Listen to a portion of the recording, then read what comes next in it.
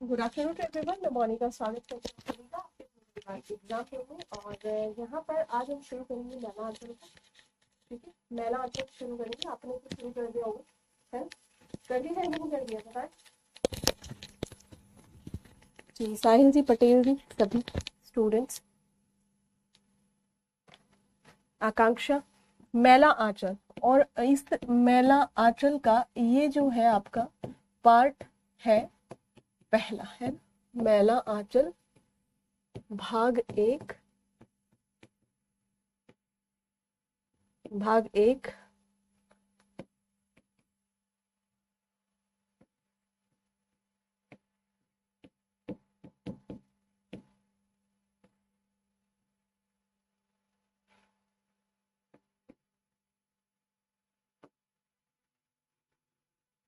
हाँ, thank you so much. Teachers day के लिए आप सभी को बहुत सारी शुभकामनाएं, और आप सभी जल्दी जल्दी से अपनी सक्सेस को, अपनी सफलताओं को प्राप्त करें, यही आशा है। और यही पूरी तरीके से एक शुभकामनाएं आप कह सकते हैं आप सभी के साथ, कि अपनी अपनी मंजिल को पाइए, जो भी आप डिसाइड किए हैं, जिसको भी आप पाना चाहते हैं, जिसके बारे में भी आप सोच रहे हैं। ठीक है, जो चीज़ें आपने सोची हैं।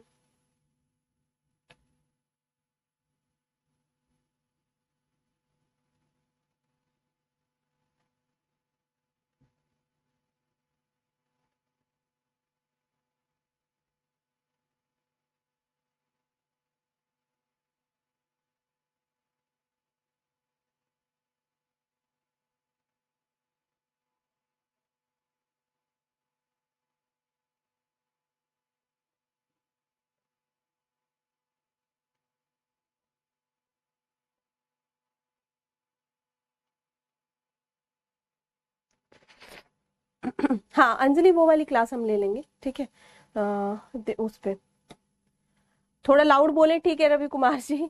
दिव्या की एक बच्ची जिसमें शिल्प वगैरह लेके उसे खत्म करेंगे, या मैं नोट्स दे दूंगी, आप पढ़ लेना उसको। ठीक है, आप पढ़ लेना। शिल्प भाषा इस सब में बहुत ज्यादा कुछ चीजें नहीं है, और क्योंकि मंडे से प्लान था कि हम मैला आंचल को शुरू करेंगे, that's why we started. Okay, चलिए, वो मैं आपको बता दूंगी, आप उसे देख लेंगे तो भी समझ आ जाएंगी। ज्यादा अगर कोई दिक्कत रहेगी, है ना, तो आप बता देना, कोई ऐसी दिक्कत नहीं है। राइट, यहाँ पर मैला आंचल जब आपने पढ़ा होगा तो सबसे पहली बात तो ये मैला आंचल, इसके पीछे में फणीश्वर नाथ रेणु का क्या विचार रहा होगा, आपको कैसा लगा? आज थोड़ी बात करने वाली क्लास है ना। फणीश्वर नाथ रेणु, यहाँ पर एक उपन्यासों के प्रकारों में, जब हम एक उपन्यास के प्रकार को पढ़ते हैं जो है आंचलिक उपन्यासों का, किसका? आंचलिक उपन्यासों का। ठीक है, तो आंचलिक उपन्यास से क्या आपका मतलब है, उस चीज को थोड़ा सा यहाँ पर देखते हुए चलेंगे। आंचलिक उपन्यास क्या मतलब है भाई? आंचलिक उपन्यास से यानी कि जब किसी अंचल, अंचल समझते हैं आप? अंचल को केंद्र में रख कर, जब किसी विशेष अंचल को केंद्र में रखकर कोई रचना की जाए, कोई रचना की जाए, तो वह आंचलिक उपन्यास कहलाता है। पहली बात, वह क्या कहलाता है? आंचलिक उपन्यास कहलाता है ना। और यहाँ पर जो ये रचना है, ये कैसी होनी चाहिए, इसको भी देखेंगे। ये जो रचना है, यहाँ पर इस रचना में एक तो वहां की सांस्कृतिकता, यानी कि सांस्कृतिक मूल्य होने चाहिए वहां के, है ना। सांस्कृतिक का मतलब कल्चर,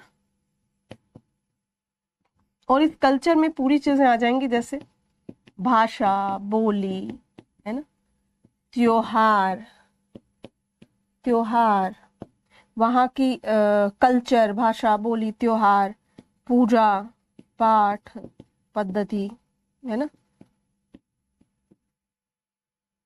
पूजा पाठ पद्धति,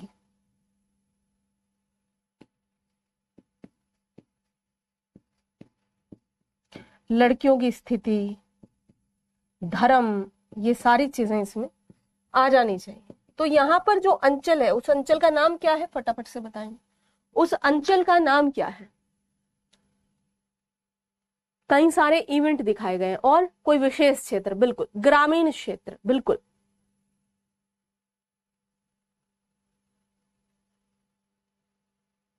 इतिहास बोध समझ में नहीं आया, किसका विशाल, किसका नहीं आया इतिहास बोध समझ में? इतिहास बोध दिव्या का। देखो इतिहास बोध से तात्पर्य ये है, देखो कुछ चीजें आपने दो तरीके की चीजें देखी होंगी। जैसे कहा जाता है कि कोई उपन्यास या कोई कृति या कोई फिल्म या कोई भी ऐसी रचना, कहा जाता है कि ये कैसी है, ये किसी की इमेजिनेशन पर आधारित है, ऐसा कहा जाता है, इमेजिनेशन पर आधारित है, या उसने ऐसा सोचा जो भी राइटर था और लिख दिया उसको, ऐसा। ठीक है, रिंकी कुमारी, दिव्या समाप्त हो गया, उसकी कुछ चीजें हैं उनको हम नोट्स में दे देंगे आपको, भाषा और शिल्प है वो मैंने लिखवा ली उससे, उसको दे देंगे।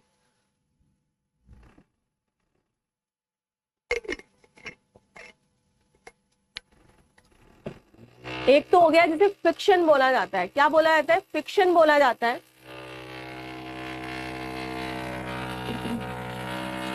यहाँ साइड वाली स्टूडियो में काम चल रहा है, आपको इरिटेशन तो नहीं हो रही, साउंड तो नहीं आ रहा है ना? क्या बोला जाता है, फिक्शन बोला जाता है। फिक्शन नाम सुना है किसी ने?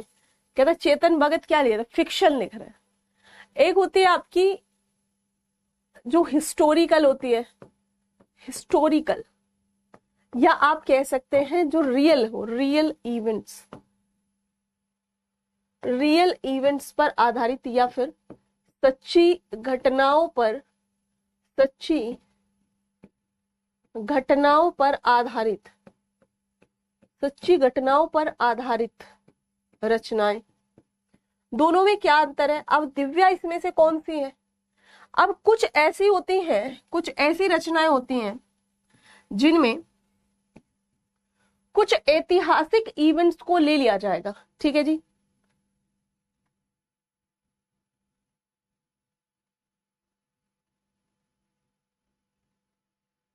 Thank you Vikram Singh. कुछ ऐतिहासिक या ऐतिहासिक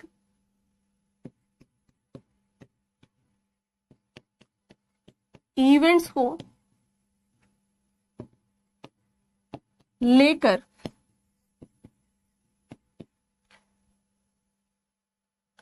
इमेजिनेशन पर आधारित रचना को लिखना, इमेजिनेशन पर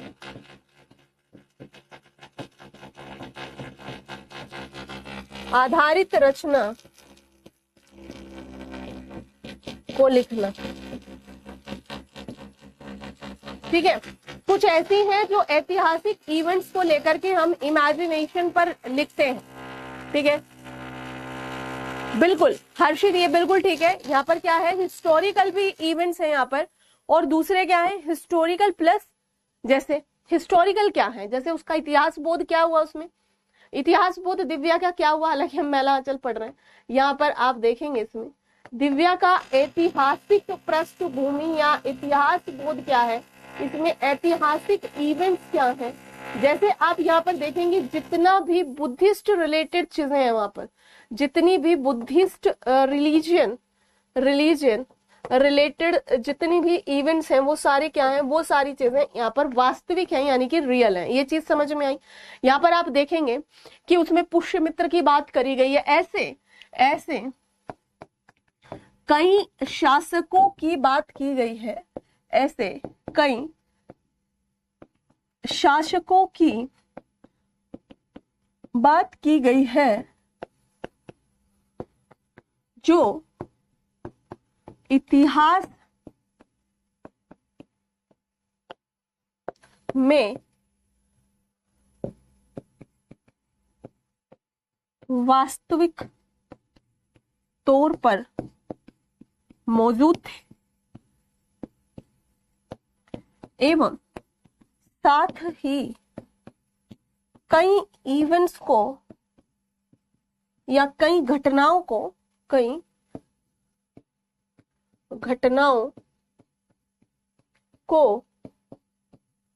कल्पनाओं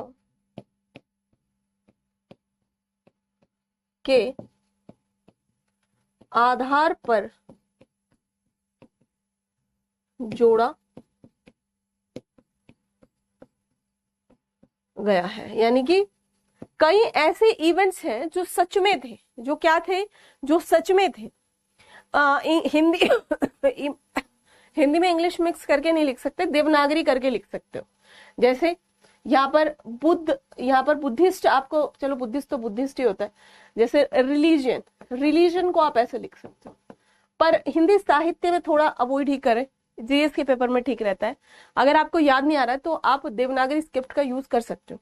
यहाँ पर मैंने क्या बताया कि जो बहुत सारे ऐसे रियल इंसिडेंट है, जैसे पुष्यमित्र, जैसे बुद्धिस्ट रिलीजन, वहां पर लड़कियों का उसमें एंट्री ना देना, है ना, पुष्यमित्र, और जो जो वो बताई है, जैसे सागल बताया है, जैसे बहुत सारी ऐसी नगरी बताई है ना, तो वो सब एग्जिस्ट करती है इन रियल। वो क्या करती है, एग्जिस्ट करती है। जैसे गोदान, गोदान में रियल इंसिडेंट नहीं है, जैसे उसमें बताया गया कि ये ऐसा प्रदेश लगता है जैसा उत्तर प्रदेश हो, जैसा कि उत्तर प्रदेश के इधर पूर्वी पश्चिम वगैरह वगैरह ऐसा स्थान लगता है, ऐसी स्थिति वहीं पर होती है किसानों की, अगर बात करी जाए तो ये सारी चीजें यहाँ पर हो सकती हैं। ठीक है, ये सारी चीजें यहाँ पर हो सकती थी, परंतु अगर हम दिव्या की ऐतिहासिकता की बात करते हो तो दिव्या का जो ऐतिहासिकता है वो वास्तविक ऐतिहासिकता के स्तर पर आधारित हो जाती है। ठीक है, वो क्या हो जाती है, इसके एक ऐतिहासिकता के तौर पर उसे हम कह सकते हैं कि वो वास्तव में यहाँ पर थी। ठीक है, वो यहाँ पर थी, यानी कि वो बहुत सारी चीजों को वैसे लिया गया है जो चीजें ऑलरेडी एग्जिस्ट करती थी, है ना। क्योंकि यहाँ पर एक तरीके का क्या है, यहाँ पर एक तरीके का इतिहास और कल्पना दोनों का एक समन्वय उठता है। ठीक है,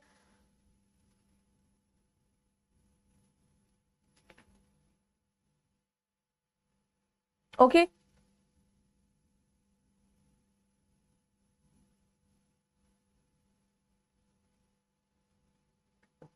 लिखिए इसमें, अगर आपको और इसमें डिटेल लिखनी है तो, कि दिव्या उपन्यास में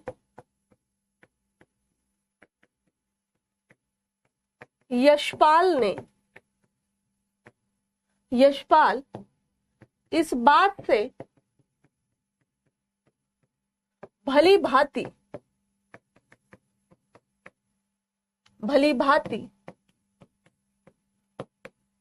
परिचित थे कि दिव्या की ऐतिहासिकता पर प्रश्न उठना स्वाभाविक है। अतः उन्होंने अपनी रचना में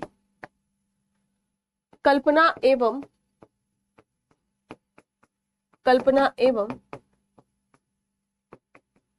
ऐतिहासिकता के समन्वयन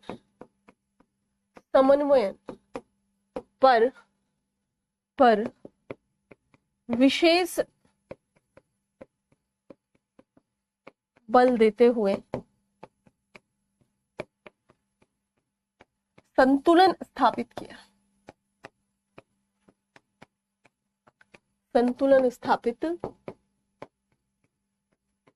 किया है।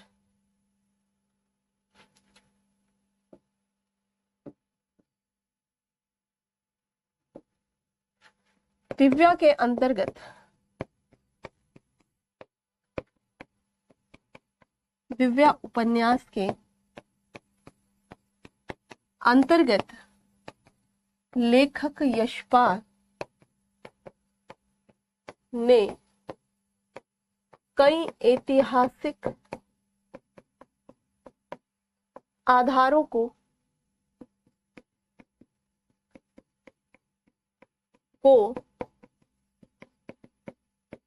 प्रस्तुत किया है, जो निम्नलिखित है या अग्रलिखित है, जो आपको लिखना है निम्नलिखित है। हम यहाँ से थोड़ा सा ये दे देते हैं रेफरेंस, जैसे 185 ईसा पूर्व में क्या हुआ, या फिर जैसे कि उसका हमला, ये सारी चीजें क्या है। मैम कंटेंट ज्यादा दीजिए, 38 मार्क का एक क्वेश्चन रहता है बीपीएससी में, तो ज्यादा लिखना। जी अनामिका जी, क्रिस्टल क्लियर है। दिव्या बहुत बढ़िया, ठीक है अनामिका जी, आई कैन अंडरस्टैंड, है ना। कंटेंट ज्यादा दें, उसके लिए आपको सुपर नोट्स की ज्यादा आवश्यकता होती है ना, क्योंकि बोर्ड पर लिखने की एक लिमिटेशन है, राइट। और मैं ये समझ रही हूँ कि आपको कई कई सारे पेजेस लिखने हैं, इस चीज को मैं समझ रही हूँ, राइट। चलिए, यहाँ पर आप कुछ ऐसे इवेंट्स लिखिए जिससे आपको ये पता चले कि भाई ये आपका ये था। पुष्यमित्र ने 185, लिखिए इसे, पुष्य मित्र ने 185 ईसा पूर्व में मगध में अपनी सत्ता स्थापित करी। मगध में अपनी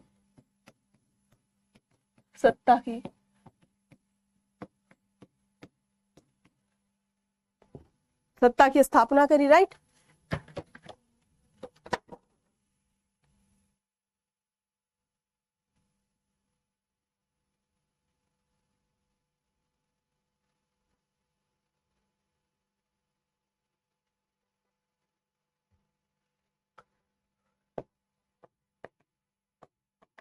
वह ब्राह्मण धर्म का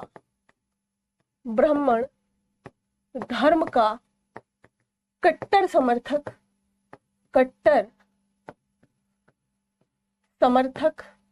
था, एवं बौद्ध ब्राह्मण धर्म का कट्टर समर्थक था, एवं बौद्ध धर्म के, भाई इसीलिए तो रुद्रधीर वाला प्रसंग लाया ना इसमें दिव्या में, ठीक है। वो इसका पूरी तरीके से एक बहुत बड़ा समर्थक था, एवं बौद्ध धर्म के खिलाफ था। अतः उसने वर्ण व्यवस्था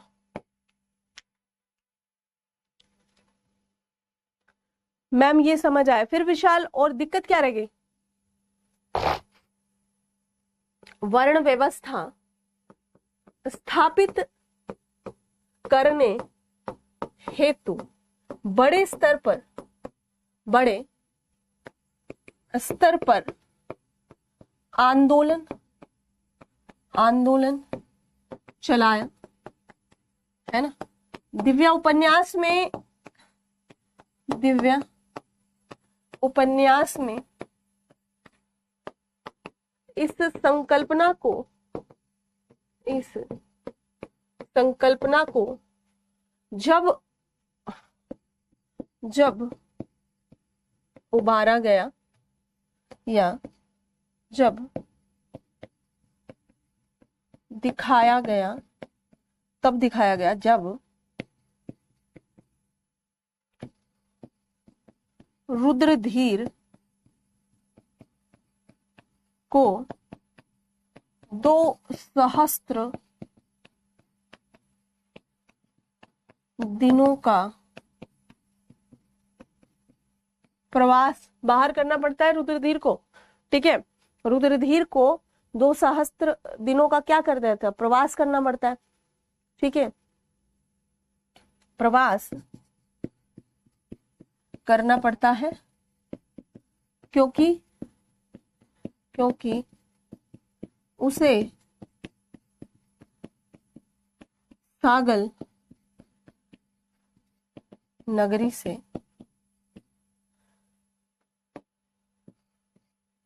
दंड स्वरूप निकाल दिया जाता है,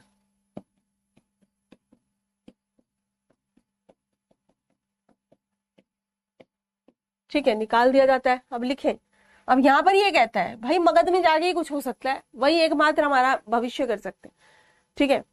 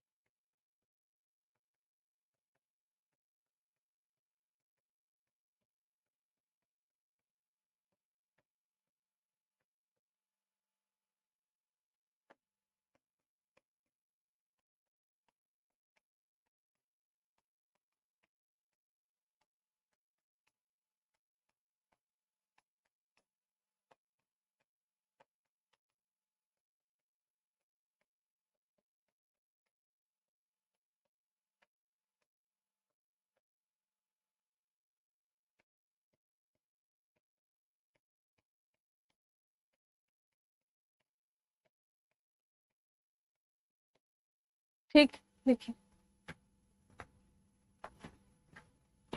लिख लीजिए।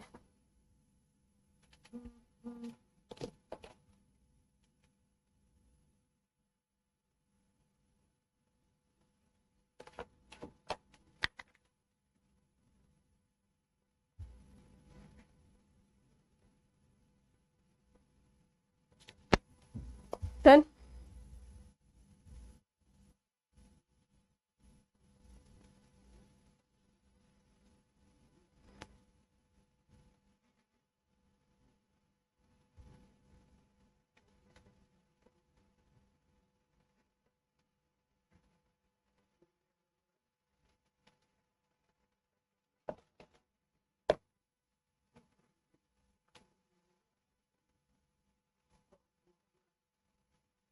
लिख लिया?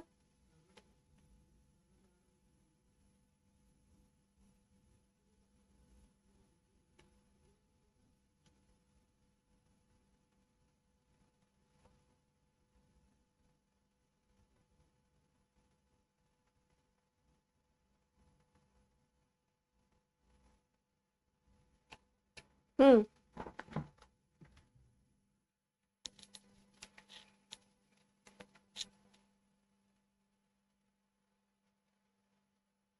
दिव्या की क्लास तो एंड वॉइस नहीं आ रही है। विशाल पटेल, मैंने कुछ बोला ही नहीं। दिव्या की क्लास, हाँ मैलांचल अभी करा रही हूँ। बस इनका क्या, इनका कंफ्यूजन था थोड़ा सा विशाल का।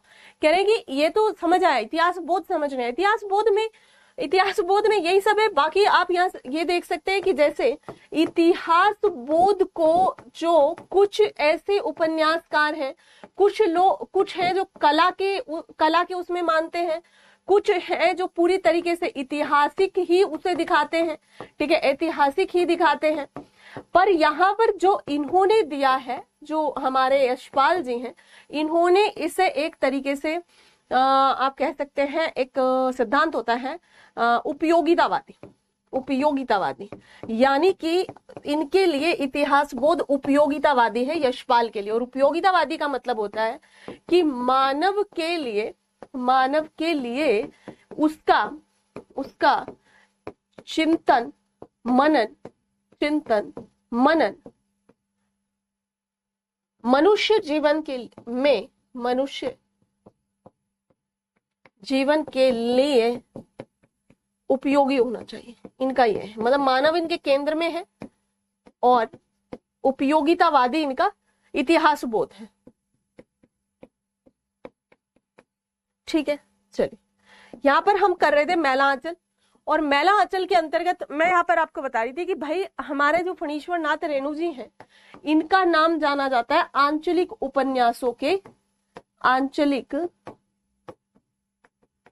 उपन्यासों में योगदान। अगर हम मैलांचल की बात करें तो एक बहुत बड़े लेवल पर आंचलिक उपन्यासों का सबसे बड़ा उपन्यास का एग्जाम्पल यहाँ पर हो सकता है। ठीक है, यहाँ पर क्या हो सकता है इसका, है ना? भाषा बहुत हार्ड है, बिल्कुल प्रवीण जी, क्योंकि आप उस अंचल से, मैं भी नहीं हूं वहां से, आप भी नहीं है, ठीक है, तो बहुत सारे ऐसे लोकल वर्ड्स हैं जिनको यूज किया गया। आपको उसकी भावना को समझना है। लगभग 200 प्लस कैरेक्टर हैं, आप उसे मेमोराइज नहीं कर सकते, आप उसे याद नहीं रख सकते। कैरेक्टर्स इतने सारे हैं, वहां पे आपको ये देखना है कि किन किन स्थितियों पर यहाँ पर कैसा सामाजिक जीवन है मैलांचल में, कैसा राजनीतिक जीवन है मैलांचल में, क्या संस्कृति है मेरीगंज की, पूर्णिया क्या है, कहाँ है ना? ये चीजें अगर थोड़ी थोड़ी से क्लियर होंगी तो मैलांचल अच्छे से पढ़ लोगे आप उसे, है ना? क्या कर लोगे, मैलांचल को आप अच्छे से पढ़ लोगे। ठीक है, अब यहाँ की जो संस्कृति है, कल्चर है, अच्छा यहाँ पर महिलाओं की क्या स्थिति है, यहाँ पर धर्म की क्या स्थिति है, यहाँ पर समाज में किस तरीके का रोल है, कैसी लड़कों को कैसा समझाता है, लड़कियों को कैसा, और प्रेम का क्या वो है, प्रेम को कैसा समझा जाता है, कोई किसी से अगर प्यार कर रहा है उस लड़की को कैसे देखा जाता है, उस लड़के को कैसे देखा जाता है, आर्थिक जीवन कैसा है यहाँ का, कितने लोग हैं जो कृषि पर टिके हैं, कितने लोग हैं जो अन्य कामों को कर रहे हैं। ये बिहार में जगह है, ठीक है, कहाँ पर है, बिहार में। और रेणु जी जो है, फणीश्वर नाथ रेणु जी, इनका वहां पर बड़ा मतलब दबदबा है, और इन्होंने इसे उपन्यास को इसलिए लिखा क्योंकि इनका जीवन वहीं पर बीता गुजरा, और ये इसमें बहुत अच्छा फील कर पाए। कह रहा 3 पार्ट पढ़ी हो, 3 पार्ट पढ़ के काम नहीं चलेगा, पूरा पढ़ो। ठीक है, अब यहाँ पर इन्होंने क्या किया, इन्होंने उस अंचल की ही चीजों को हमारे सामने परोसा है ताकि हम, और ये कैसा है आंचल, कैसा है, मैला। मैला का मतलब क्या होता है, मैला का मतलब बताएं, अच्छा होता है, बुरा होता है, नेगेटिव होता है। यानी कि ये जो आंचल है, आंचल, आप इसमें आंचल को 2 तरीके से देख सकते हैं। आंचल माने वो भी होता है दुपट्टा, वो भी होता है ना आंचल, है। और यहाँ पर हम इसे अंचल से जोड़ रहे हैं, यानी कि अंचल यानी कि एक पर्टिकुलर स्पेसिफिक प्रदेश, अंचल यानी कि एक एरिया, एक क्षेत्र। और वो क्षेत्र कैसा है, उजला है कि मैला है, तो आप कहोगे उजला तो नहीं है, तो फिर कैसा है, तो मैला है। और मैले को जब हम देख रहे हैं तो हम इसकी नकारात्मकता की बात कर रहे हैं, नकारात्मकता की बात कर रहे हैं। नकारात्मक किस सेंस में है, यानी कि यहाँ की जो स्थिति है, स्थिति कैसी स्थिति, यहाँ की राजनीतिक स्थिति, यहाँ की राजनीतिक स्थिति, यहाँ का सामाजिक स्थिति, यानी कि सामाजिक जो जीवन में लोगों की सोच होनी चाहिए, लोगों की जो मतलब एक ब्रॉड ओपन माइंडेड होना चाहिए जी, बिल्कुल। यहाँ पर ये नेगेटिव साइड को दिखाया, मैला है, मैला आया आंचल, राम तेरी गंगा मैली हो गई।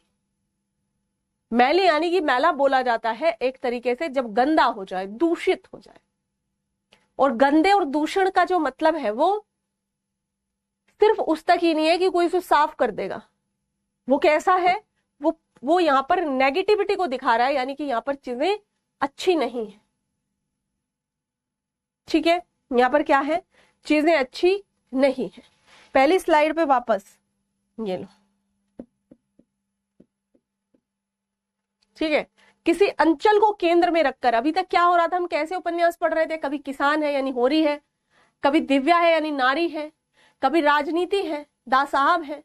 अब यहाँ पर अलग, अब यहाँ सब मिला दिया है, यानी कि सामाजिक, आर्थिक, राजनीतिक, सांस्कृतिक, यहाँ पर सारी चीजें, यहाँ पर सारी चीजों को मिला दिया गया है, क्योंकि आंचल हमारा कैसा है, मैला है। हमारा आंचल कैसा है, मैला है। ठीक है जी। अब इसमें अगर हम बात करें आंचलिक उपन्यासों की, लिख लिया,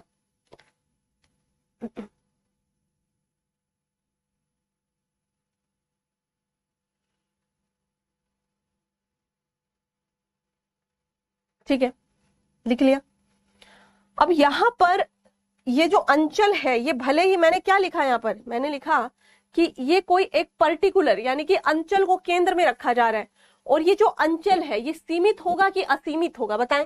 ये जो अंचल है, ये जो क्षेत्र है, ये जो एरिया है, ये सीमित होता है या असीमित होता है। तो आप कहोगे कि इसमें जो आंचलिक उपन्यास होते हैं उसमें ये अंचल सीमित होता है। अभी हम कहां पर जाएंगे, अभी हम जाएंगे यहाँ पर पूर्णिया।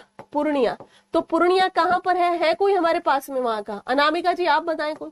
पूर्णिया है, मेरीगंज। अब ये जो चीज है ये पर्टिकुलर है, यानी कि लिमिटेड है ना, लिमिटेड। अगर मैं बात करूं पूरे के पूरे भारत के किसानों की, तो हम कहां पर देख रहे हैं, हम देख रहे हैं गोदान में, कि सारे किसानों की वही हालत है जो होरी की है। पर हम यहाँ पर जब मैला अंचल की बात कर रहे हैं तो ये अंचल कहां पर है, ये अंचल है हमारे बिहार राज्य में। और बिहार राज्य में पूर्णिया एक जिला है, और मेरीगंज क्या है यहाँ पर, बिल्कुल सीमित है। कुछ बच्चे कह रहे हैं अनामिका असीमित, नहीं बच्चे, असीमित नहीं। जब भी हम आंचलिक की बात करेंगे तो हम केवल और केवल वहीं के त्योहारों, वहीं की भाषा, वहीं की बोली, उनकी बात करेंगे, चाहे वो कितना भी बड़ा हो, पर वो सीमित होता है। वो क्या होता है, सीमित होता है। पर जैसे कि अभी मैंने पूछा कि ये कैसा है, तो आप कह रहे हो सीमित। पर भले ही अंचल भले ही सीमित हो, यानी कि प्रदेश या जो क्षेत्र आंचलिक उपन्यासों में आता है, आंचलिक उपन्यासों में आता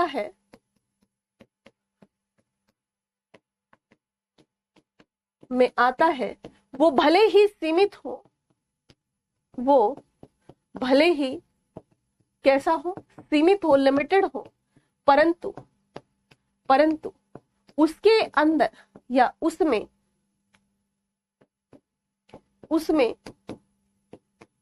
जितने भी पक्ष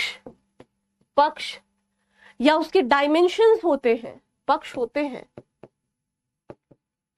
वो जितने संभव हैं उतने होते हैं, जितने संभव हो सकते हैं उतने होते हैं।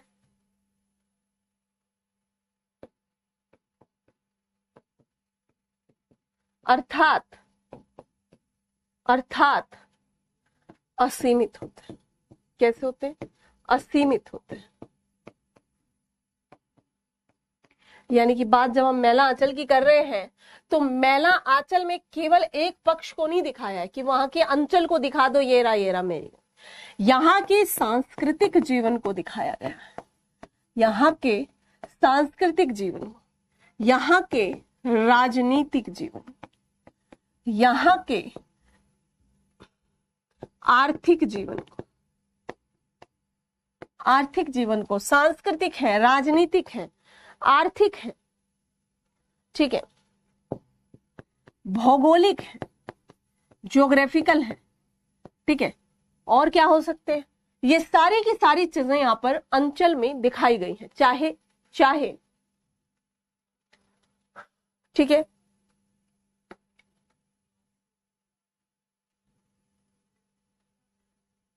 बिहार में है पूर्णिया, बिल्कुल।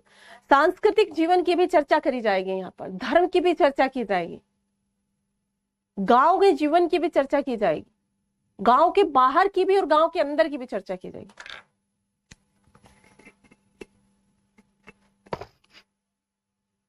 मूवी तो नहीं पता अनिकेत जी, इस पर तो नहीं पता मूवी,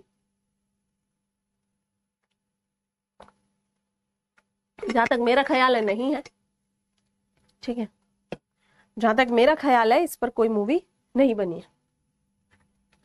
किसी को पता हो तो बता दीजिए।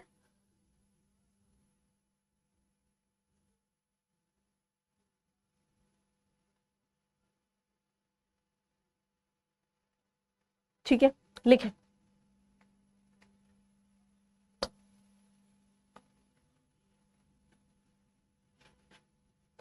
नंबर 1 बात कर लेंगे भौगोलिक मैला आंचल का, मैला आंचल का भौगोलिक पक्ष। लिखें इसमें कि हालांकि या यद्यपि, यद्यपि आंचलिक उपन्यासों में, आंचलिक उपन्यासों में जीवन के सभी पहलुओं, सभी पहलुओं जैसे सामाजिक, राजनीतिक, आर्थिक आदि का वर्णन किया जाता है, परंतु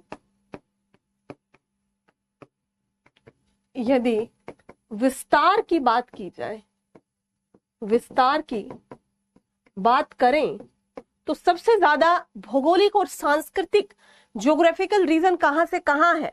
जैसे ये बोला कि ज्योग्राफिकल रीजन दिल्ली है, तो आपके मन में क्या उभरेगा? न्यू मॉडर्न तरीके, new modern dresses, new modern भाषाएं, न्यू मॉडर्न तरीके के लोग, रिश्तों में आए कड़वाहट, यही सब चीजें आएंगी ना। कोई किसी से बात नहीं करता, दे आर वेरी प्रैक्टिकल। अब हम यहाँ पर आते हैं रोज, मान लिया कि मैं मेट्रो या कैब से आती हूँ, तो मुझे कोई मतलब नहीं है कौन गाड़ी चला रहा है, वो कौन है, कहाँ का है, मुझे क्या मतलब उससे। अब आप गांव में देखो, कोई जानता भी नहीं है किसी को। फॉर एग्जाम्पल, आप अपने डिस्ट्रिक्ट से बस में बैठे, जो अगल और बगल दोनों तरफ जो लोग बैठे, जब तक आप बस से उतरोगे आपको उनके नाम, उनके कितने बच्चे थे, वो कहाँ से आए हैं, वो क्यों गए थे शहर, सब पता कर लोगे आप। टिकट लिया या नहीं भी लिया, या किसी का फोन आ गया तो आप उससे बात करोगे, मतलब वो फोन जब कटा, अच्छा वो बताएगी खुद ही, बेटी का फोन था, बेटी की शादी हो गई है, अभी तक बेचारी के लड़का नहीं हुआ है, क्या करूं, सब किस्मत की बात है। फिर आप कहोगे, मतलब आप मतलब कोई भी हो सकता है, मेरे भी 3 बच्चे हैं। तुम्हारे कितने? मेरे 2। दोनों लड़की की लड़कियां, लड़के दो, एक लड़का एक लड़की। लड़के की शादी हुई थी, अब लड़का जो है एक नंबर का अच्छा निकला। ठीक है, लड़का, मैं और बहू तीनों रहते हैं, और अभी 1 साल ही हुआ है, बच्चा भी नहीं है, या हो गया है, या पोता है पोती है, स्कूल जाते हैं। लड़की जो है अपने घर की हुई, यानी कि उसकी शादी हो गई। अपने घर की यही नहीं पता चल पा रहा लड़कियों के घर कहाँ पे है। उधर कहते अपने घर जाओ, उधर कहते अपना घर, पता नहीं किधर घर है, समझ नहीं आ रहा। खैर, तो ये सब बातें होती हैं, है ना। ठीक है, अंचल आंचलिक एक ही बात है। अंचल आंचलिक एक ही बात है। अंचल यानी कि जब हम कहेंगे कि ये कौन सा अंचल है, तो आप कहोगे ग्रामीण अंचल है। और आंचलिक यानी कि जब आप उसकी आंचलिकता पर बात कर रहे हो, यानी कि आप उसे बता रहे हो किसी को कि ये एक प्रकार की आंचलिक रचना है। ठीक है, अंचल की रचना है, आंचलिक रचना है, सेम बात है। ठीक है, ऐसी बातें होती है, यही बातें होती है। यही गांव पड़ोस मोहल्ले सबकी यही बातें रहती है। शहर में सीरियसली आई डोंट नो कि मेरी बिल्डिंग में कौन रहता है। सेम फ्लोर पे भी लोगों को नहीं पता होता कि उसके कितने बच्चे हैं, उसकी शादी हुई कि नहीं हुई। अगर कोई पूछने भी जाए, सामने वाला कह देगा तुमसे मतलब, चुप एकदम।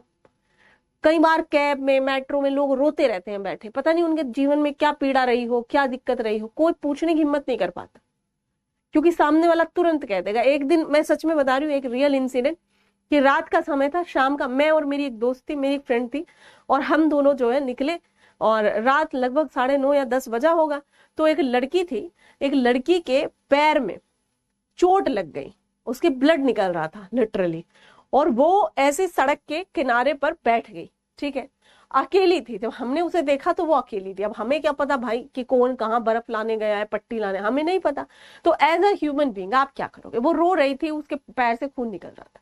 तो मैं और मेरी वो फ्रेंड, हम उसके पास गए, और मेरी फ्रेंड आगे थी। तो मेरी फ्रेंड ने पूछा कि क्या हुआ, तो उसने इतनी तेज उसको लताड़ा, कह रही कुछ नहीं कुछ नहीं, तुम जाओ। अरे, तो उसके बाद मैंने कहा ठीक है कोई बात नहीं। तो मैंने अपनी दोस्त को बोला, मैंने कहा इधर आ जा साइड में, अगर उसको कुछ लगेगा वो तो खुद बता देगी हमें, है ना। तो वो जो समय होता है वहां पर, मतलब थोड़ा सही क्राउड नहीं रहता, उस समय की मैं बात बता रही हूँ। वहां पर 1-2 मतलब दुकानें हैं शराब वगैरह की। तो मतलब बहुत अजीब सा क्राउड वहां रहता है। सो दैट हम वहीं पे खड़े हो गए कि थोड़ा डिस्टेंस लेके, कि हो सकता है क्या परेशानी है सामने वाली की, तो हो सकता है 2-4 मिनट बाद she will be normal and शिल कॉल, कि बुलाए हमें कि भाई है ना आ जाओ। तो उसके बाद क्या हुआ कि एक लड़का आया, उसके हाथ में बर्फ था, और एक वो था, मतलब बर्फ यानी उसके हाथ में ये था, एक पट्टी वाला सामान था, और बर्फ भी था। उसके लगता है गुमचोट भी कुछ लगी होगी, आई डोंट नो। तो वो आया, तो वो उसके ऊपर भी, मतलब उसको भी धमकाने लगी वो पहले तो। फिर उसके बाद में, अब उसके कारण हुआ था पता नहीं भाई। तो उसके बाद उसने उसको पोंछा वोछा, सेवलॉन वगैरह लगाया, और फिर उसको पट्टी बांधी, और फिर वो उसने एक ऑटो वाला बुलाया, और फिर उस ऑटो में उसको बिठाया। हालांकि वो उसको भी बहुत गंदे से डांट ही रही थी। फिर मतलब मैं और मेरी दोस्त खड़े ही थे, जब वो उसको ले गया तो हम वहां से हट गए कि ठीक है अब चला गया। तो ये सारी चीजें आ जाती हैं। ओके, तो इसलिए है ना, ये सारी चीजें। हाँ, गांव पर बड़ा प्यारा होता है ना, गांव बहुत अच्छा होता है। गांव में मिलनसारिता, और मतलब एक दूसरे के प्रति कोई मतलब हिम्मत नहीं है किसी की कि किसी के घर में कोई सुख दुख हो जाए और उसके मतलब एकदम हुज्जुम ना जुड़ जाए। यहाँ अकेले बैठे रहते हैं लोग। तो ये शहरीकरण के बाद में जो इस तरीके के चेंजेस हुए हैं, ये वास्तव में बहुत खतरनाक है, और इनको वापस होना पड़ेगा। अभी लोग गांव की तरफ रिवर्स माइग्रेशन होगा कुछ दिनों में, क्योंकि शहरों में रहना दूभर हो गया। हमें गांव की इतनी याद सताती रहती है, सोचो। मतलब बहुत आर्टिफिशियल लाइफ है। आप एक ही तरीके का रूटीन आप 1 महीना निभा करके देखो, डेली वही लाइफ, मोनोटोनस हो जाता है इंसान। सेम दिन, सेम सेम घटनाएं, सेम इवेंट्स, आ रहे हो जा रहे हो, कोई किसी से बात नहीं कर रहा है। इतना बुरा हालत है मेट्रो वगैरह में, सबको अपने फोन से ही फुर्सत नहीं है। मतलब फोन है बस, चाहे बगल में रिश्तेदार बैठा है, कोई कोई बैठा है, किसी से कोई बात ही नहीं करता है। तो ये चीजें भी थोड़े दिन में बहुत खतरनाक होने वाली है ना। पढ़ता हुआ तो कोई दिखता है उसमें, सब बैठे ही रहते हैं। परंतु यदि विस्तार की बात करें तो सांस्कृतिक एवं एवं भौगोलिक पक्षों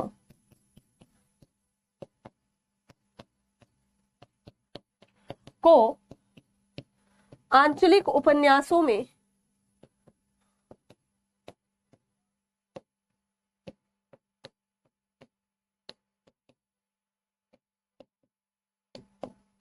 अधिक व्यापकता के साथ में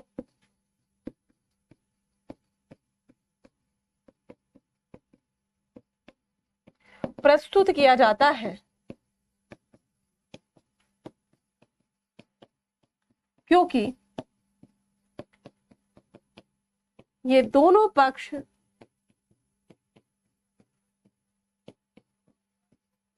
ही किसी भी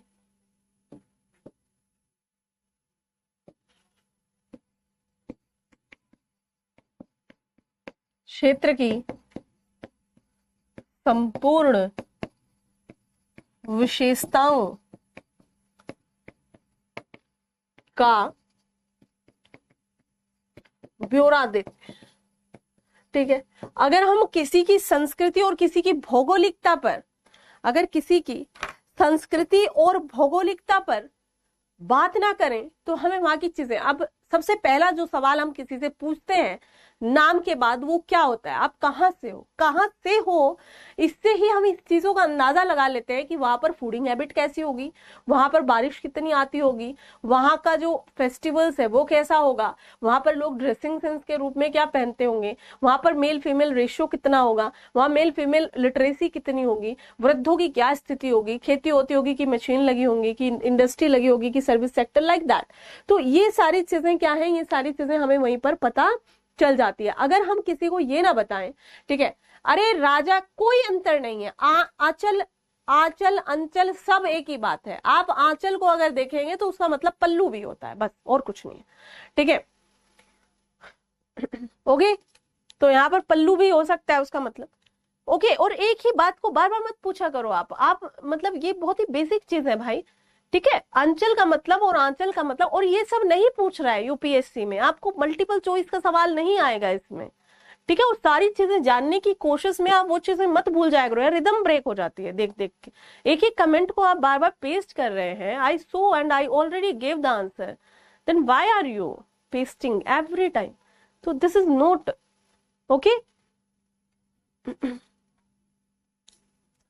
ओके, ठीक है, तो ये जो चीजें हैं, ये चीजों में आप थोड़ा सा भाई, ठीक है, ओके, और कोई भी बुरा बुरा मत माना करे चीजों का, कई बार ऐसे स्पोंटेनियस आ जाती हैं कुछ चीजें। ओके राजा, मेरे हिसाब से समझ गए होंगे। आंचल का मतलब पल्लू भी होता है, जो महिलाएं आंचल में है ना, आंचल में है दूध, और क्या है वो, आंखों में पानी, एक महिला का वो बताया जाता है ना, आंचल में दूध, यानी कि अपने बच्चों को ऐसा आंचल ढक के दूध पिलाती है ना माताएं, समझ रहे?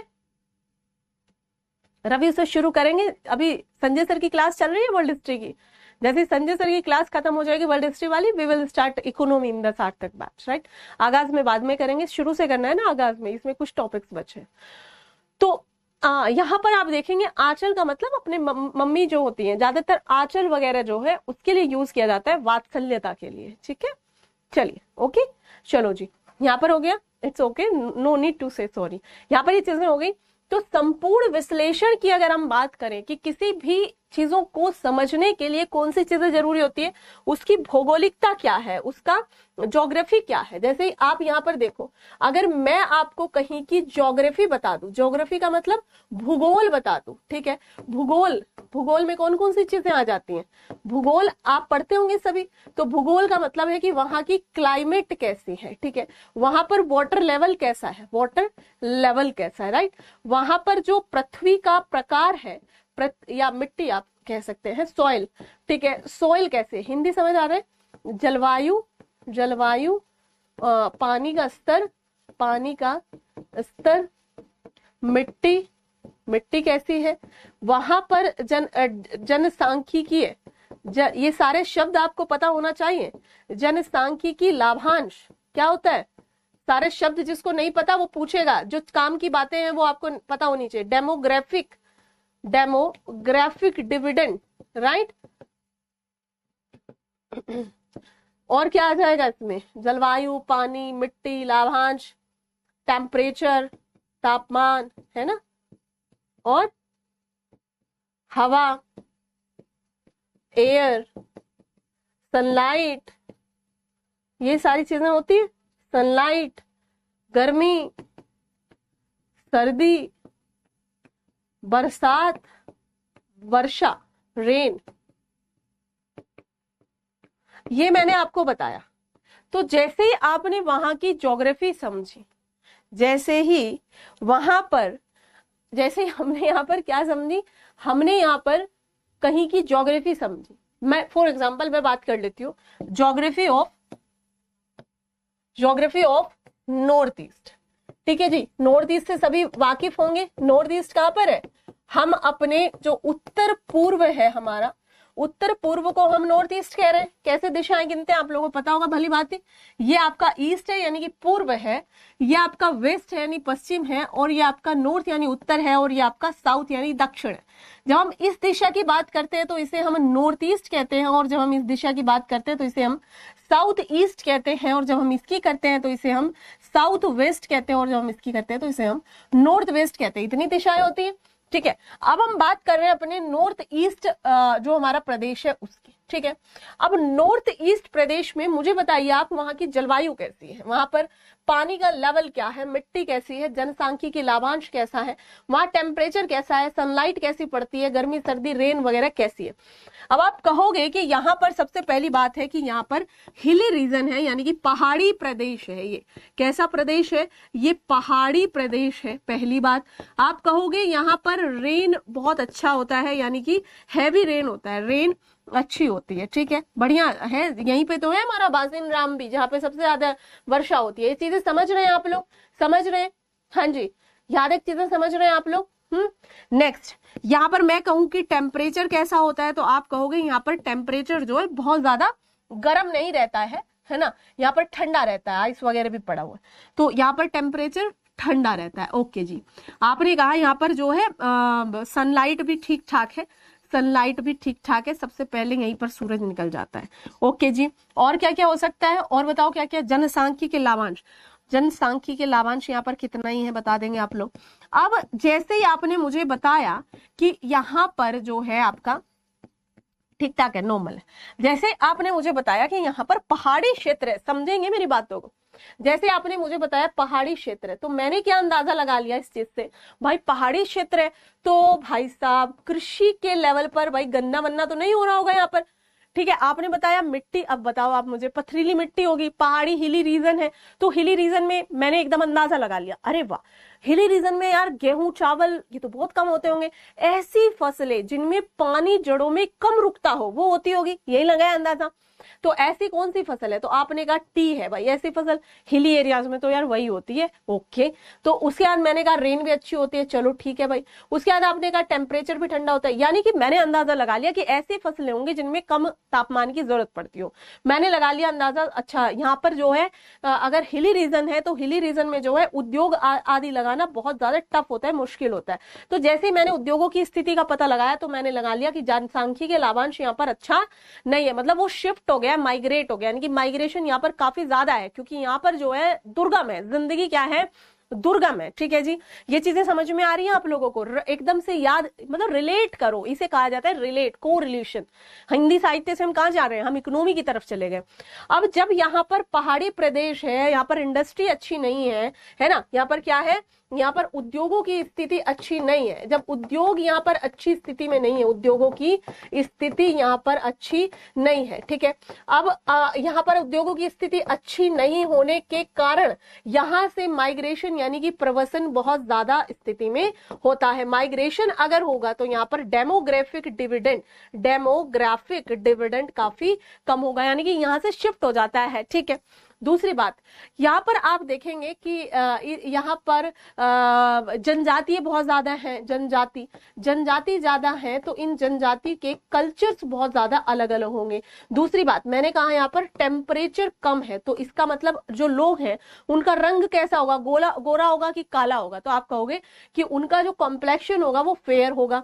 बहुत अच्छे। अब मैंने कहा कि यहाँ पर ना सनरेज बहुत मतलब डायरेक्ट ऐसे नहीं पड़ती, जैसे आप अगर भारत की स्थिति को देखेंगे तो भारत की स्थिति में ये एरिया यहाँ पर सनरेज बहुत तगड़े तरीके से नहीं पड़ रही हैं, तो तगड़े तरीके से नहीं पड़ रही हैं। आप इनके हेयर्स देखना, इनके बाल देखना, एकदम से स्ट्रेट होते हैं। ठीक है, वहीं पर कंपैरिजन करो, जो एकदम नीचे वाला हमारा प्रदेश है, यहाँ पर केरला, तमिलनाडु, आंध्र प्रदेश, ये सब क्या है, एकदम छल्लेदार बाल होते हैं, करली से बाल होते हैं, रंग काले होते हैं।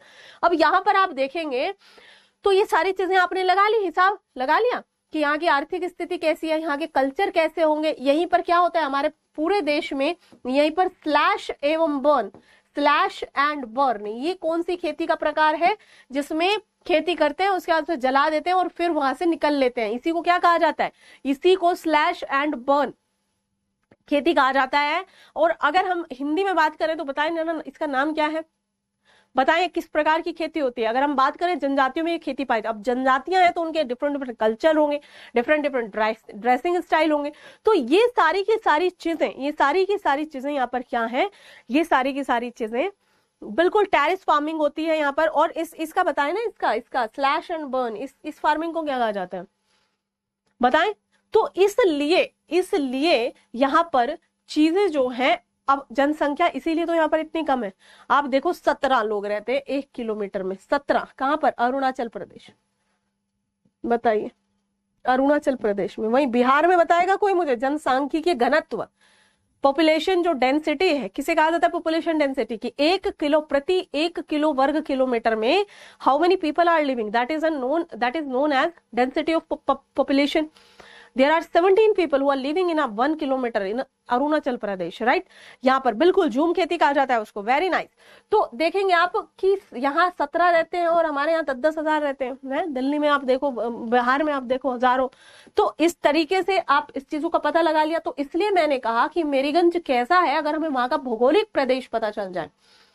हमने कहा कि भाई पानी में कपास पैदा होता है, सॉरी, पानी में जूट पैदा होता है। हमने कहा काली मिट्टी में कपास पैदा होता है। हमने कहा महाराष्ट्र में काली मिट्टी मिलती है। आप तुरंत अंदाजा लगा लोगे, अरे वाह, वहीं पे सूत की फैक्ट्रियां लगी थी सबसे पहले। लगा लोगे नहीं लगा लोगे? हमने कहा कि भाई उत्तर प्रदेश में दोआब का क्षेत्र है, आपने तुरंत लगा लिया, जिन फसलों में पानी की आवश्यकता होगी वो वहां लगेंगे। हमने कहा कि भाई मोटा अनाज जो है उसमें लगता है रेत में, तो आप तुरंत अंदाजा लगा लोगे कि राजस्थान में किस तरीके की क्रॉपिंग होती है, कैसा वहां का लोकल लाइफ स्टाइल होगा। ये सब चीजें क्या है? ये सब चीजें आप ज्योग्राफी पढ़ के ही अंदाजा लगा पाओगे कि वहां की कल्चर कैसी है, वहां की संस्कृतियां कैसी हैं, वहां पर किस तरीके के त्योहारों को मनाया जाता होगा। समझ रहे हैं? त्योहार कैसे, किस उनके पीछे ऐतिहासिक परिदृश्य है। हमने अब बदल दिया, कुछ कुछ कर दिया, तो वो अलग की इशू है ना, वो अलग की इशू है। दिवाली में दिए जला रहे हैं, 50 तरीके के कीड़े मकोड़े आ गए हैं, सरसों के तेल में दिए जला रहे हैं। चाइनीज दिए जलाने के लिए दिवाली नहीं हुआ करती थी, चाइनीज दियों से क्या वो भागेंगे हैं। ठीक है, ये सब चीज समझ में आ रहे हैं? बताइए। जनजाति लोग काले होते हैं, साहिल जी, नहीं नहीं नहीं नहीं, जनजाति लोग काले नहीं होते। जनजाति तो है वो सारी, आप देखोगे जनजाति हमारे देश में कहाँ कहाँ पर है। नॉर्थ ईस्ट में सारी जनजाति है, राजस्थान में जनजाति है, हमारा जो उत्तर प्रदेश है उसमें पहले जनजाति थी 2-4, अब वो कहाँ चली गई? वो चली गई उत्तराखंड में। ठीक है, तो जनजाति काली होती है ऐसा नहीं है। ओके, अलग अलग, वो डिपेंड करता है कहाँ की जनजाति, कहाँ की जनजाति है। ठीक है जी। हाँ, बिहार में ही है सबसे ज्यादा। पहले पश्चिम बंगाल में हुआ करता था, पहले कहाँ हुआ करता था? पश्चिम बंगाल में हुआ करता था सबसे ज्यादा डेंसिटी। ओके, चलें, क्लियर है? अब आपको अगर मैं बता दूं, अगर आपको मैं बता दूं कि कहां पर कैसा क्लाइमेट है, कैसा, तो जोड़ लोगे उसको, रिलेट कर लोगे। चल,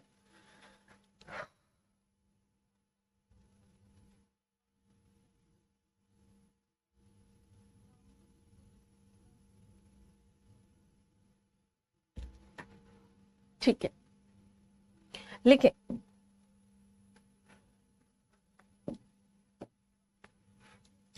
फणीश्वर नाथ रेणु, फणीश्वर नाथ रेणु ने अपने उपन्यास में अंचल का वर्णन बड़े व्यापक स्तर पर किया है, बड़े ही व्यापक स्तर पर किया है, ताकि पाठक वर्ग उनकी रचना के सहारे, उनकी रचना के सहारे, उनके द्वारा वर्णित अंचल में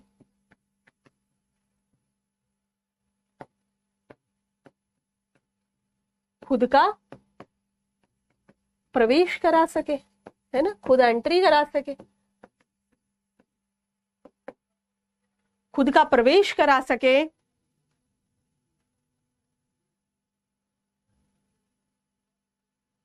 ठीक है,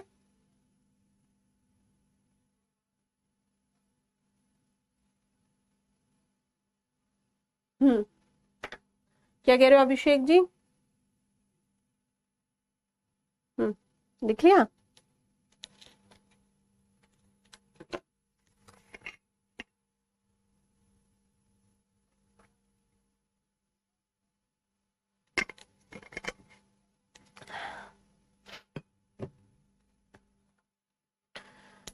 ठीक है, मतलब पाठक जो है, पाठक कौन है? पाठक आप हो।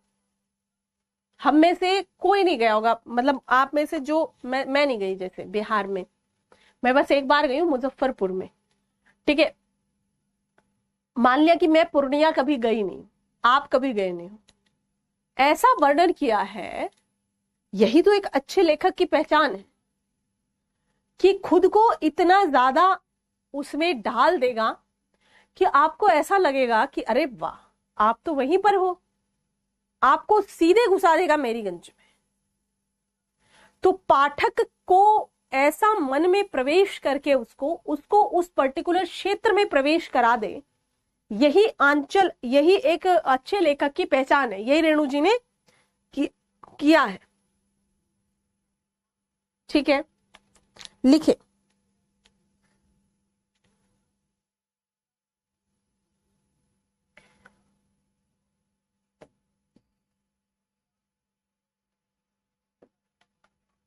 अंचल की शुरुआत, सॉरी, उपन्यास की शुरुआत में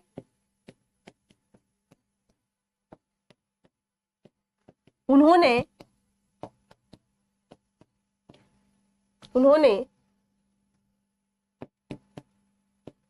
एक परिचय दिया है, परिचय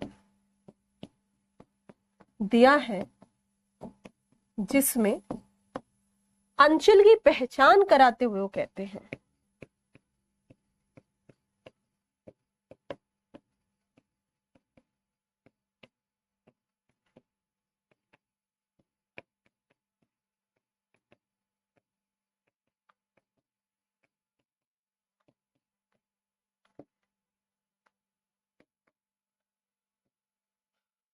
लिखे, एक परिचय दिया है उन्होंने जिसमें वो कहते हैं, लिखे इसे, अगले पेज पर लिखूंगी, इसे लिखो फटाफट से। जिसमें अंचल की पहचान कराते हुए वो बताते हैं कि मेरीगंज नाम का एक, उनकी कल्पना में भी वर्तमान जैसे फीलिंग। अच्छा, बीपीएससी देने गई थी, बिल्कुल। हाँ, मैं लेके जाऊंगी आप लोगों को, बिल्कुल विक्रम जी, मैं लेके जाऊंगी आपको, मैं लेके चलूंगी, पूरा प्रयास करूंगी कि रेणु जी के इस प्रयास को हम लोग कुछ सार्थक कर सकें। ठीक है, और लेके चले हम आपको वहां पर।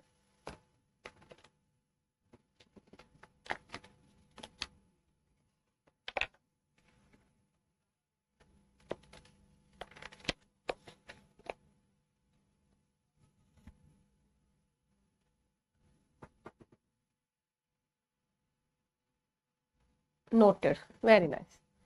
लिखिए,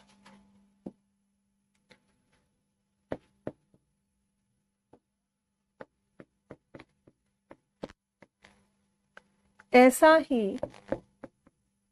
एक गांव है, रिलेट करना भाई, मेरीगंज। कौन सा गांव है? मेरीगंज। ठीक है, रोतहट स्टेशन से, कोई स्टेशन है, रोतहट स्टेशन से 7 कोस पूरब में। 7 कोस कहां पर है? पूरब दिशा की ओर, 7 कोस पूरब, बूढ़ी कोसी, कोसी नदी है बूढ़ी, ठीक है, बूढ़ी हो गई है, यही है ना कोसी, बिहार का शोक, को पार करके जाना होता है।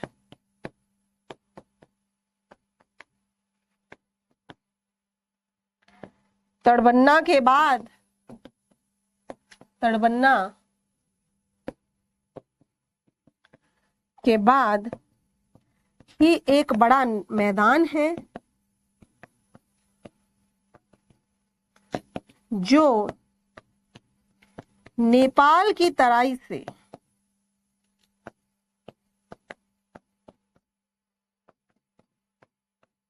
शुरू होकर गंगा जी के किनारे खत्म हुआ है।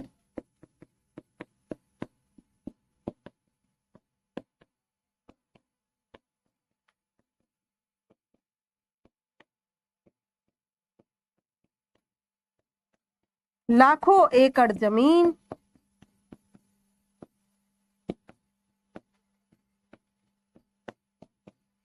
बंध्या धरती का विशाल अंचल,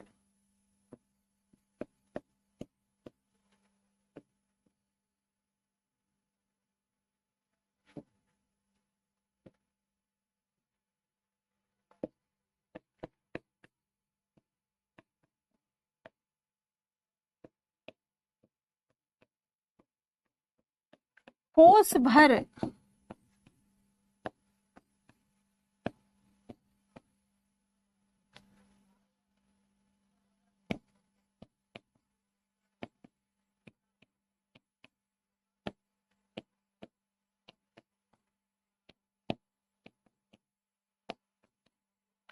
पूरब की ओर काला जंगल,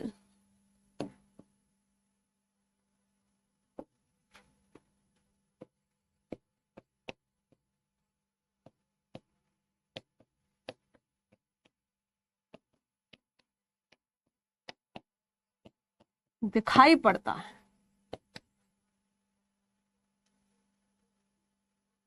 कोसी, कोसी नदी नहीं सुनी हर्षित?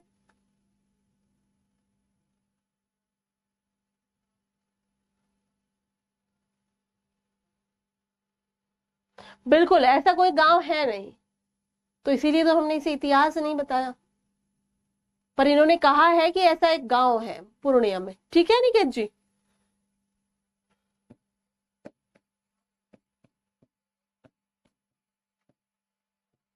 वही है मेरीगंज की कोठी। अब ऐसा लिख दोगे तो लोग तो जाएंगे ही भाई ढूंढने कि लाओ जरा मेरीगंज की कोठी कोई ढूंढा है, और कोई काम तो बचा नहीं है जिंदगी में, ठीक है? लिख लिया? क्या कह रहे हैं? रेणु जी बता रहे हैं ऐसा एक गांव है मेरीगंज, रोहतट स्टेशन से 7 कोस दूर। कोस क्या है? It's a unit of measurement, the distance. बूढ़ी कोसी यानी कि कोसी नदी जब बूढ़ी हो गई, कोसी वही है ना बूढ़ी नदी, मतलब बूढ़ी कोसी को पार करके जाना होता है। तड़बन्ना के बाद एक बड़ा मैदान है जो नेपाल की तराई से शुरू होता है, गंगा जी के मैदान में खत्म होता है। बंध्या धरती, लाखों एकड़ जमीन, बंध्या धरती, बंध्या का मतलब होता है जो अब उपजाऊ ना हो। बंध्या स्त्री को भी बोला जाता है कई बार, जो बच्चे पैदा ना कर रही हो, ठीक है? बंध्या स्त्री धरती राजा क्या है? बंधा। 7 कोस पूछ रहे हैं, क्या पूछ रहे हो? 7 कोस, अच्छा कोस जैसे हमारे यहाँ किलोमीटर होता है ना, वैसे कोस क्या है? पहले कोसों में ही नापा करते थे दादाजी, 10 कोस है ना किलोमीटर। कोई बता दे भाई, एक एक कोस में कितने किलोमीटर होते हैं? 2.5 आई थिंक मील होते हैं वो तो, है ना? मील, कोस, ये सब मापने की इकाइयां। बंध्या यानी कि अनउर्वरक, ठीक है राजा? अनउर्वरक, unfertile land, right? Unfertile land का विशाल अंचल, अब वहां पे कोई खेती बाड़ी नहीं होती। कोस भर मैदान पार करने के बाद, यानी कि 1 कोस मैदान पार करने के बाद पूरब दिशा में काला जंगल। कैसा रियलाइज हो रहा है? पहुंच गए मेरीगंज? पहुंच गए? यहां से चले पूरब को काला जंगल, और वहीं पर दिखाई पड़ती है मेरीगंज की कोठी। आक्रांत सीरियल आया करता था, वैसा था कुछ। ठीक है जी। ये तो बाहर का उन्होंने दर्शन करा दिया कि पहुंच गए मेरीगंज में। ठीक है, ये तो कहां पर कहां पहुंच गए, हाँ 2:30 का ही कुछ होता है जहां तक मुझे याद आ रहा है। ओके, तो अंचल के आगे लिखें, अंचल का बाहरी भूगोल दिखा करके, बाहरी भूगोल दिखाकर रेणु जी पाठक वर्ग को मेरीगंज तक ले गए, है ना, मेरीगंज तक ले गए। साथ ही अब गांव के अंदर का, गांव के अंदर का अंचल दिखाते हुए, अंचल, गांव के अंदर का अंचल दिखाने के लिए, अंचल दिखाने के लिए पाठक वर्ग का परिचय,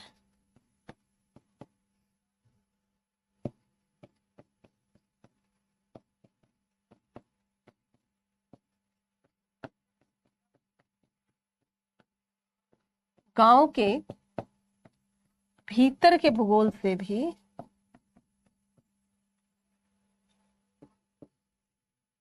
गांव के भीतर के भूगोल से कराते हुए कहते हैं, क्या कहते हैं, लिखे, मेरीगंज को अब यहां तक ले गए। कहां पर है मेरीगंज कोठी, ठीक है, पहुंच गए वहां तक।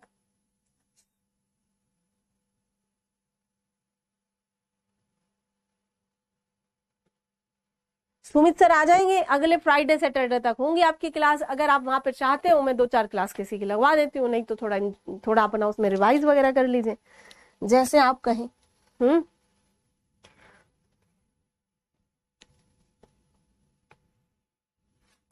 ठीक है, लिखे, कैसा गांव है मेरीगंज, मेरीगंज एक बड़ा गांव, बहुत बड़ा गांव है।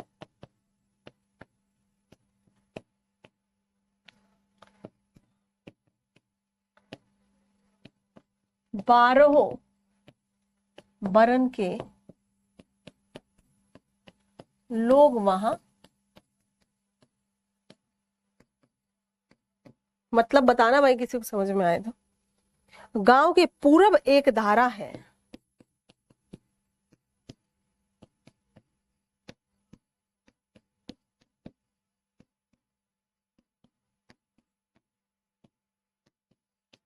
जिसे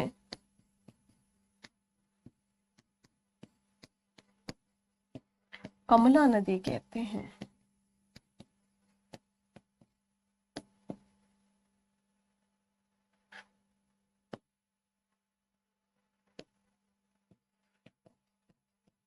बरसात में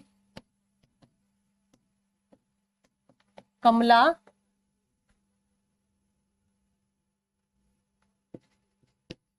भर जाती है,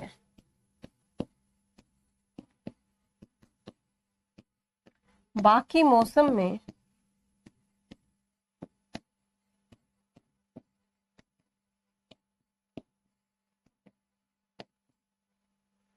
बड़े बड़े गढ़ों में पानी भरा ले गई अंदर। हाँ अभिषेक जी लगवा दूंगी, उसमें मेरे हिसाब से हुई होगी क्लास सार्थक में उपासना मैडम की, और नहीं हुई है तो मैं लगवा दूंगी। एक उपासना मैडम की क्लास लगवानी है मुझे उसमें, हाँ नहीं हुई है। और एक शायद इंटरनेट सिक्योरिटी या फिर या फिर डिजास्टर मैनेजमेंट की क्लास है शायद, मैंने लिस्ट बनाई थी, एक बच्चे ने मुझे मेल किया था, तो उनको हम लगवा देंगे। ठीक है जी, ओके ओके, ठीक है, उसे रहने दो आप अभी 4-5 दिन, फिर किसी सब सिलेबस को अगर शुरू कराएंगे तो खत्म नहीं होगा फिर 7-8 दिन में, 7 तो कहाँ ही बचे हैं, ट्यूसडे, वेडनेसडे, थर्सडे, फ्राइडे को सर आ जाएंगे जहां तक है। तो देखो अंचल का बाहरी भूगोल दिखाने के बाद अब कहाँ ले गए, मेरीगंज में ले गए। मेरीगंज एक बड़ा गांव है, ठीक है, बड़ा गांव है। यहाँ पर क्या लिखा है, 12 वर्ण के लोग वहां रहते हैं, यानी कि सभी वर्णों के लोग वहां रहते हैं, सभी वर्णों के लोग वहां रहते हैं। गांव के पूरब में, पूर्व नहीं लिखा है, पूरब में एक धारा, आप गांधी को गंधी देखोगे यहाँ पर लिखा हुआ, ठीक है, कालीचरण। गांव के पूरब में एक धारा है जिसे कमला नदी कहते हैं, यानी कि नाम है कमला नदी का। बरसात में कमला भर जाती है, यानी कि बिहार में आपने देखा होगा नदियों के भराव की समस्या एक बड़ी समस्या है, बाढ़ आदि की। तो बरसात में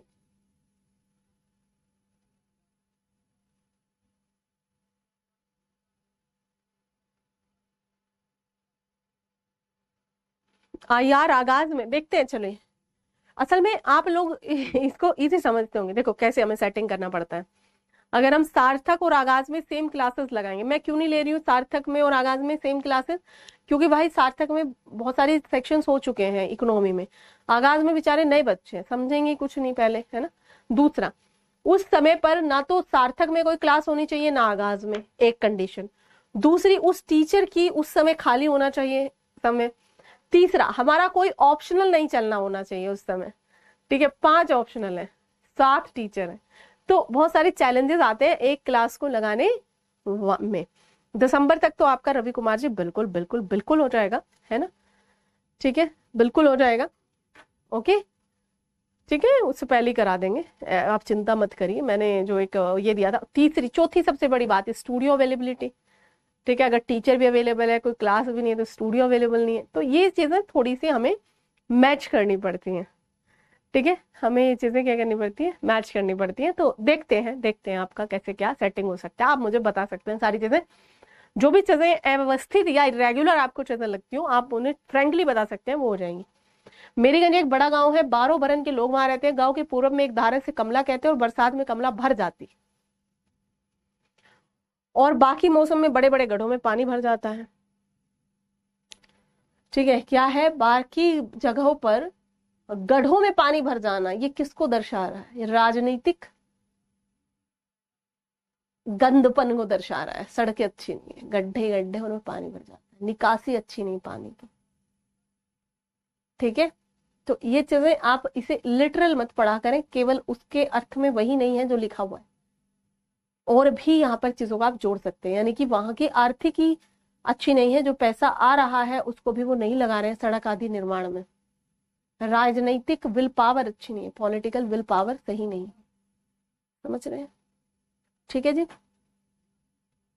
ओके जी, समझ में आई, हाँ, ठीक है, कल करेंगे इसको आगे, इसकी सामाजिक संरचना थोड़ा सा पढ़ पढ़ के आना कल सभी बच्चे, एक बार पढ़ पढ़ के आना, है ना, पढ़ तो रहे होंगे ना आप लोग इसको, मैला आंचल को, और शिल्प, और उस पे हैंड रिटन दे दूंगी भाई, क्योंकि टाइपिंग पता नहीं कब होगी।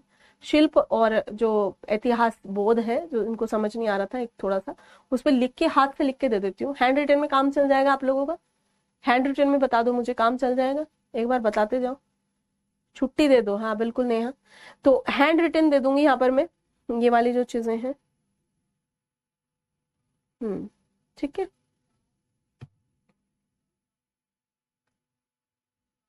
रोहित वो इस पे एप्लीकेशन पर डलवा देती हूँ, क्योंकि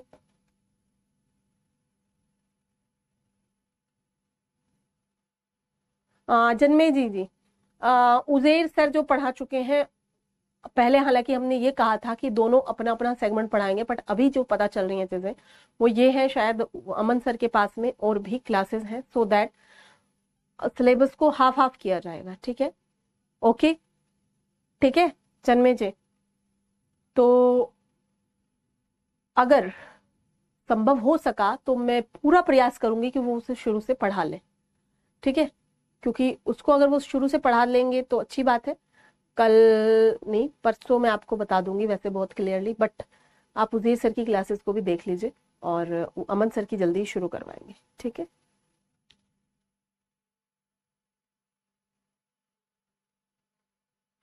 पीडीएफ वाला फोल्डर नहीं लगा है।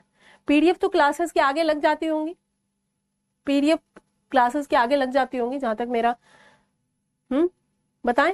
पीडीएफ लग जाती होंगी ना क्लासेस के आगे। एक सेपरेट फोल्डर बनवा देते हैं जिसमें आपके एक्स्ट्रा मटेरियल को वहां पर डलवा दिया जाएगा, ठीक है। जैसे पीडीएफ है या अन्य चीजें जो वो है, बुक लिस्ट है या सिलेबस है, उसको मैं एक्स्ट्रा फोल्डर में डलवा देती हूँ, अभी बनवा देती हूँ। आधे घंटे में चेक कर लेना आप लोग, ठीक है। आधे घंटे, आधे पौने घंटे में चेक कर लेना, वो अभी डाल देगा, ठीक है जी। चलिए, शुक्रिया, thank you so much to everyone.